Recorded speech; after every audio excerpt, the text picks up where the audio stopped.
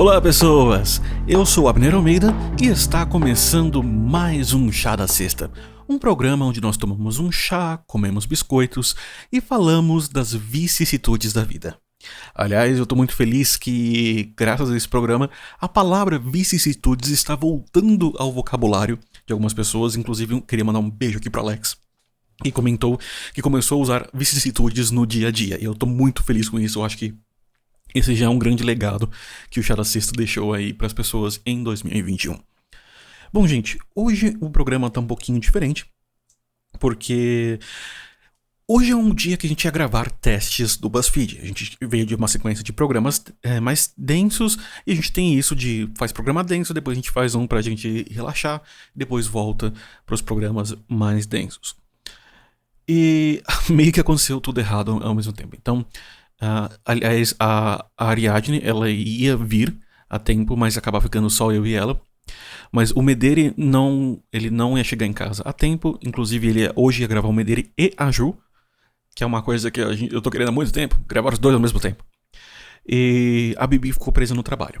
Então, pensando melhor e conversando com todo mundo, a gente vai deixar pra gravar esse episódio de teste do BuzzFeed provavelmente semana que vem, ou assim que a gente puder. E esse episódio vai sair, só não vai sair hoje, nessa sexta-feira que você está nos ouvindo aí. Sexta-feira que está frio, está mais frio em Curitiba? Está mais frio em Curitiba. Mas eu vou aproveitar que a Bibi não tá aqui pra falar que tá frio aqui também. Acordei hoje com 4 graus na hora que eu saí, agora estão 8 graus aqui onde eu estou, em São Paulo. Então tá agradável. Eu falei pra Bibi hoje de manhã que tava 4 graus, falei, tô saindo de bermuda aqui, isso não sai de regata porque não tenho. Enfim, tá um clima agradável. Então, hoje eu tô sozinho aqui nesse programa.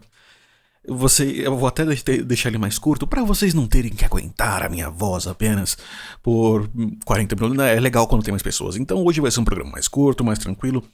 Mas antes de seguirmos, eu tenho algumas coisas que eu quero falar com vocês. A primeira é sobre o que tá acontecendo com a gente. Vocês podem ter visto que teve sexta-feira que a gente não teve programa.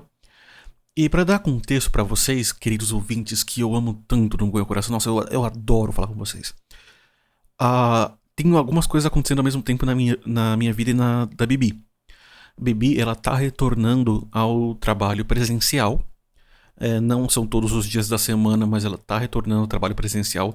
Isso tá afetando bastante a rotina dela, os horários dela. Então, tem vezes que a gente tava marcando um programa pra gravar na terça, a gente gravava na quarta ou na quinta, ou eu marcava na quinta, não conseguia gravar, por conta desse ajuste da nova rotina que tá sendo uma fase de transição.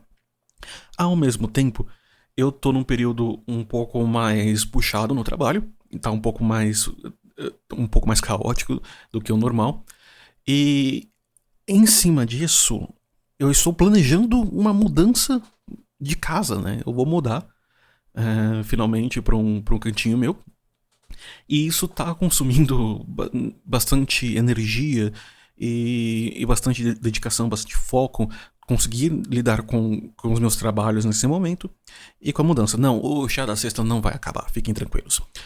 Eu vim aqui avisar nesse primeiro momento em que, por um tempo, enquanto a Bibi tá adaptando a essa nova rotina de mudar de voltar a trabalhar presencial, e eu tô me ajustando ao novo apartamento que eu vou, inclusive adotei uma gata que vai mudar comigo quando eu for pro apartamento. O nome dela é Atena, ela é linda, maravilhosa, gente, eu vou encher meu feed de fotos quando ela for morar comigo, vocês vão ver, me aguardem no Instagram. Então a gente vai deixar, pelo menos por esse tempo de adaptação, os episódios quinzenais. Então, semana que vem a gente deve ter o do BuzzFeed, talvez. Talvez essas próximas 2 semanas que vão ser um pouco piores pra mim a gente não tenha. E a gente volte na outra, mas assim, a partir do próximo episódio que for lançado, a gente vai manter quinzenalmente o programa, enquanto a gente se ajusta. E depois a gente volta semanalmente, porque é uma fase e não é uma condição de existência o que a gente tá vivendo agora. É simplesmente uma fase de adaptação com novas realidades. O que acontece e é normal. Mas hoje eu queria aproveitar e falar com vocês sobre uma coisinha que... Hoje é um dia que eu vou abrir o coração pra vocês. Eu acho que vai ser um dia que vocês vão ver o Abner na forma mais mais interna que eu já joguei nesse podcast. E alguns meses atrás, mais pro começo desse ano, eu perdi meu tio Edival. Ele faleceu há 50 e pouquinhos anos. 50 e pouco mais que 50 e poucos, mas aos 50 e tantos anos. Por um câncer que ele teve no fígado e na bile. E foi uma situação um pouco rápida entre o diagnóstico e o óbito dele. Foi uma coisa assim de 1 mês e meio. Foi muito rápido. E foi um período muito doloroso pra mim. Foi realmente doloroso pra mim. Esse meu tio, o Edival, ele eu acho que era o tio que eu era mais próximo de todos. Ele teve uma vida, assim, muito, muito interessante. Ele teve uma vida muito interessante. Ele saiu muito cedo de casa, saiu de casa ainda na adolescência. E ele sempre teve um ímpeto de trabalhar.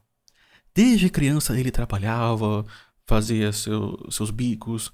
Ele era um cara que pra mim, eu nunca vi meu tio sem trabalhar. Até o final, eu nunca vi meu tio sem trabalhar. Não quer dizer que ele foi rico, não quer dizer que ele foi milionário, mas eu nunca vi ele sem trabalhar. Ele começou a carreira dele como a carreira mais formal, assim, como cabeleireiro. Inclusive ele foi cabeleireiro num salão que era famoso na Avenida Angélica, eu não sei agora, minha mãe deve saber melhor essa informação. Ele já teve fábrica de concreto, de vaso de concreto. Ele já teve uma empresa que fabricava e distribuía bares para eventos. Mais recentemente ele ajudou a última esposa dele, que ele casou algumas vezes, a montar uma empresa para vender bolos pelo iFood durante a pandemia. Ele nunca parou de trabalhar.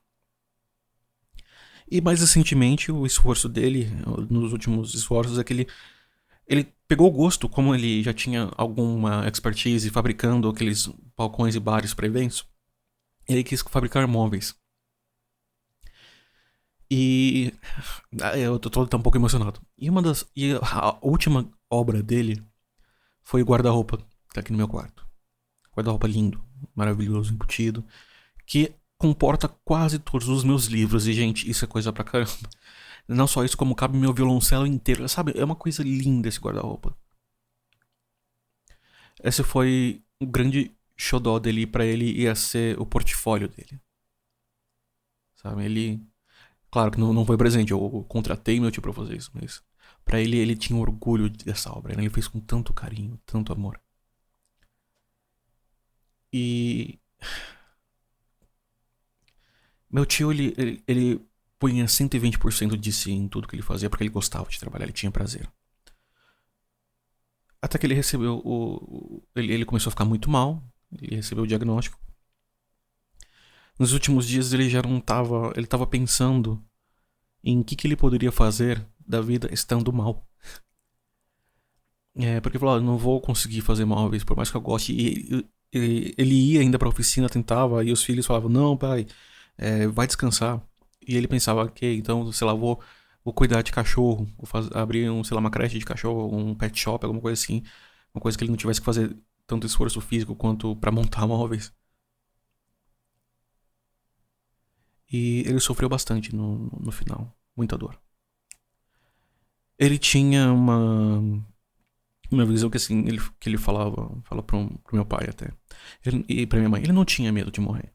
Ele não tinha medo de encarar a morte. Ele só não queria sofrer.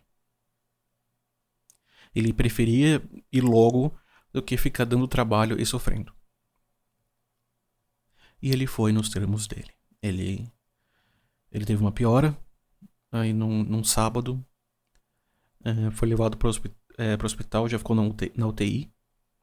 Melhorou um pouquinho no domingo, mas um pouco. Aí na segunda-feira ele teve uma piora e ele faleceu na terça-feira de manhã.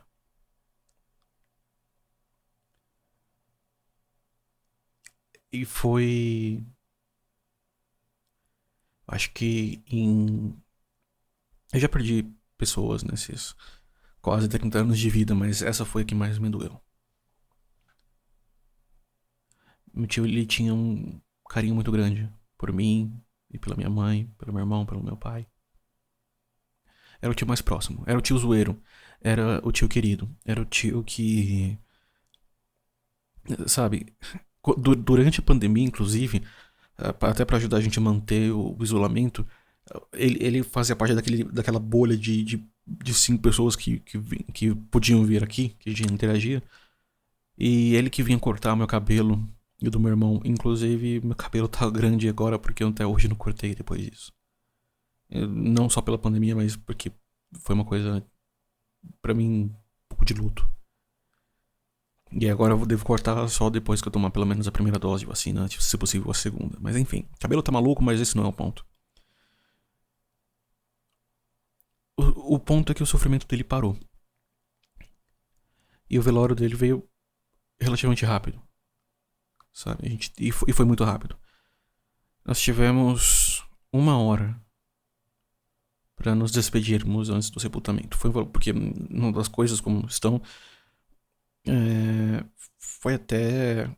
Foi até sorte de poder ter um velório, porque como não foi Covid, foi separado, né, o velório. Então a gente teve pelo menos 1 horinha. E aí eu comecei a prestar atenção em algumas coisas.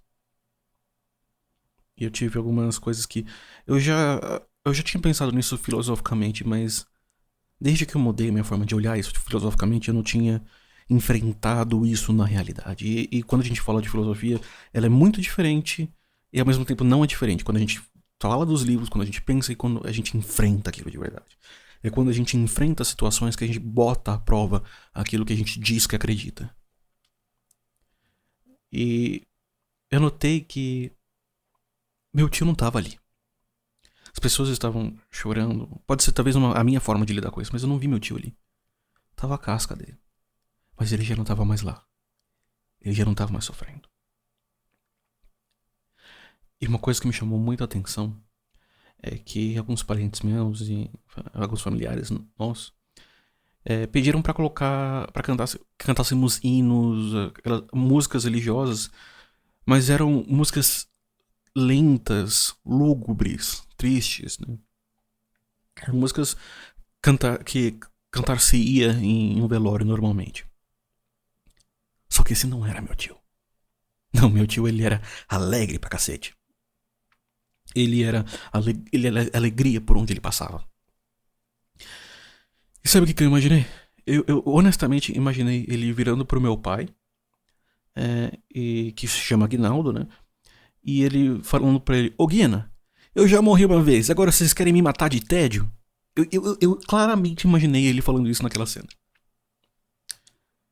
Isso me fez pensar: ok, por que eu tô tendo essa reação? E eu entendi uma coisa. O velório, o ato de velar o corpo, não é pra quem morreu. É pros vivos. Meu tio não estava mais ali, ele não podia mais ver ou ouvir as pessoas ao seu redor, ao menos não de uma forma física, né? Em outras formas metafísicas, aí é uma questão de crença. Mas nós que estávamos ali precisávamos vê-lo uma última vez. E cada um por uma necessidade específica de seu próprio coração. E muita gente, quando vai no velório, vai lá por honra. A gente vai lá porque a gente gostava da pessoa. E mesmo a pessoa não estando mais ali, nós queremos vê-la, ver os seus últimos passos na matéria, o seu último caminhar na matéria, ver que essa pessoa teve dignidade, sabe? E transmitir esse carinho e amor para a pessoa conforme ela vai. E o ato do velório, ele não é. Ele é um ritual psicológico que nos leva a entrar num determinado estado mental onde podemos fazer isso, podemos dar um adeus. E a pessoa não está mais ali, mas o fato de estar ali nos permite ter uma reação mais catártica de: ok, é real. Agora que eu vi que é real, eu posso lidar com isso de uma outra forma. Só que aí eu pensei de uma coisa. Existem pessoas que vão em velórios, não tô falando necessariamente no velório do meu tio, tá? Mas existem pessoas que vão pra um momento desse com uma não aceitação da realidade, com uma não aceitação da natureza. Ora, quem nasce morre. É uma única certeza que a gente tem na vida é a morte. Então é natural que eventualmente todos vamos morrer. E aí a galera fala, filosofia é isso, né? Falar que todo mundo vai morrer. Tem gente que fala isso de uma forma pesada e eu falo isso de uma forma super positiva, porque se é parte da nossa natureza, a gente pode aprender a conviver com isso de uma forma diferente, de uma forma positiva. Então tem pessoas que têm uma desconexão de tipo, não acredita e espera que a qualquer momento a pessoa vai voltar. Isso, por mais que a pessoa diga que não, sabe que morreu, tem uma sensação assim, uma sensação de tipo, não quero acreditar. Eu não quero aceitar isso. E aí eu vou falar que a natureza não tá nem aí porque a gente aceita ou não, ela apenas é. Igual a verdade, quando a gente olha no conceito de Sócrates e de Platão. A verdade, não, ela não é uma questão de convencimento, como diziam os sofistas. Não é uma questão de opinião. Ela é o que ela é. A natureza é o que é. E eu entendo que essa é uma reação totalmente normal. Quando a negação é uma fase totalmente natural do luto. Mas ainda tem uma coisa. Tem um outro aspecto que a gente pode olhar. Uma pessoa pode ir num velório para tentar falar palavras que não disse em vida. Para falar um eu te amo, que nunca falou em vida. Para pedir perdão. Ou para liberar o perdão. E é aí que eu vejo que eu quero chamar atenção. Não é para uma pessoa específica, inclusive até para mim, é para todos isso, para todos nós. E é uma reflexão que eu os convido a fazer em conjunto comigo mesmo. Nós, quando a gente tá ali, a gente tá lidando. Acabou. A vida ali acabou. Você pode falar, mas no plano espiritual foi. Mas vamos pensar numa forma mais pragmática, pelo menos por enquanto. E não vou descartar o plano espiritual. Por que a gente deixa pra essa hora? Pra pedir perdão? Pra falar um eu te amo? Pra poder liberar o perdão? Pra poder falar o que a gente queria falar? Nós podemos passar uma vida segurando coisas. Uma vida. E aí só quando algo inevitável, que é a morte, aparece, é que a gente se dá conta que a gente podia ter vivido diferente. Reconhecer a morte é uma forma de viver a vida. É saber que o que eu faço hoje, ou o que eu faço hoje pode ser minha última ação, o que eu falo hoje pode ser minha última palavra.